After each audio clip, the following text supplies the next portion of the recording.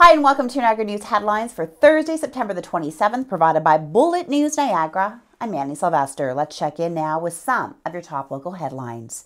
Niagara Regional Police are seeking public assistance to identify a man in a dark blue van who allegedly exposed himself to two schoolgirls on Tuesday.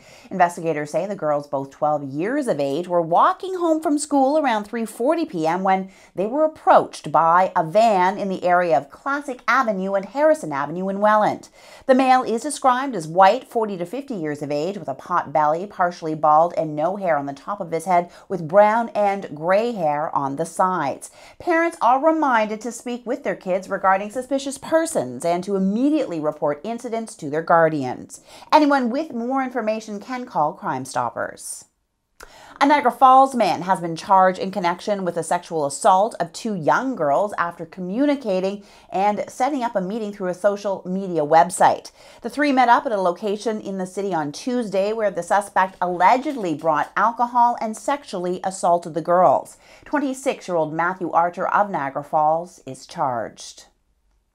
Niagara Regional Police confirmed after a post-mortem that the deceased male found inside a vehicle in the area of Glendale Avenue near the GM plant in the city of St. Catharines was that of Daryl Reel, the man who had been missing since mid-August. Reel had gone missing August the 14th, and his family made a public appeal for help finding the 43-year-old St. Catharines man days later. Family members said he had been last seen leaving his job at waste management company Modern. Foul play is not suspected and cause of death is being withheld. A landmark study pegs the economic cost of poverty in Niagara at $1.38 billion in direct and indirect costs each year.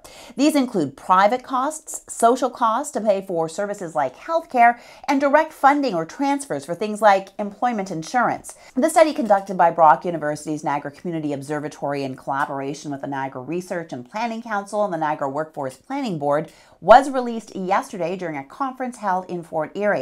According to David Seagal, director of the Niagara Community Observatory, by looking at poverty in Niagara through a new lens, one of creating an investment model, it would help reduce the cost of the consequences of poverty, and the local economy would be boosted greatly. Well, Wednesday was the first of two information sessions at Legends Golf Course about the Parks Commission's exploration of the possibility of bringing zip lines to Dufferin Islands and Thompson Point, across from the Whirlpool Golf Course near the Spanish Aerocar. Commission Chairwoman Janice Thompson says no decisions have been made on how a zip line would run or even if it will proceed at all. The Parks Commission has paid $27,000 to urban and environmental management consultants from Niagara Falls to evaluate potential effects and determine the feasibility of zipline sites.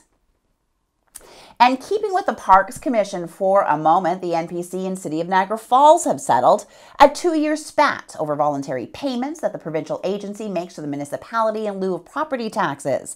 With no public discussion at Tuesday's council meeting, Niagara Falls politicians approved a new 15-year agreement, which will see the commission pay the city about $1.2 million annually starting December the 1st, in exchange for services such as firefighting, water and sewer delivery, and some limited snow plowing and road maintenance. For the full story, please read Peter Conradi's story on our webpage. Okay, let's take a break here. More news in a moment, including your weather forecast and our pet feature of the week.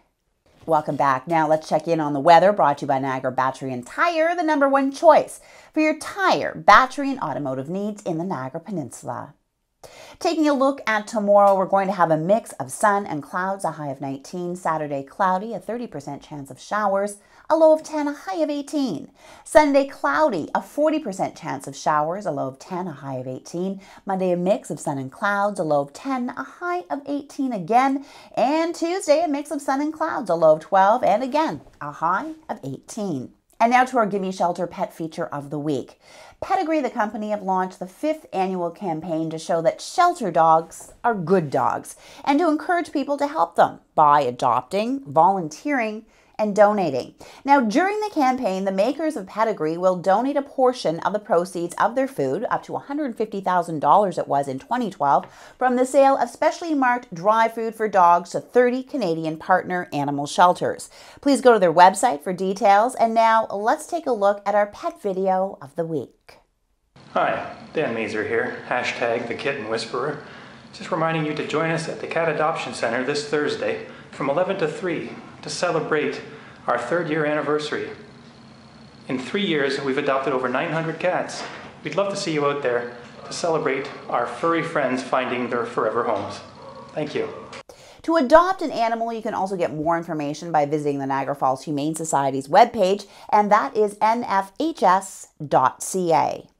And that wraps up today's headlines. I'm Annie Sylvester for Bullet News Niagara. Have a great night.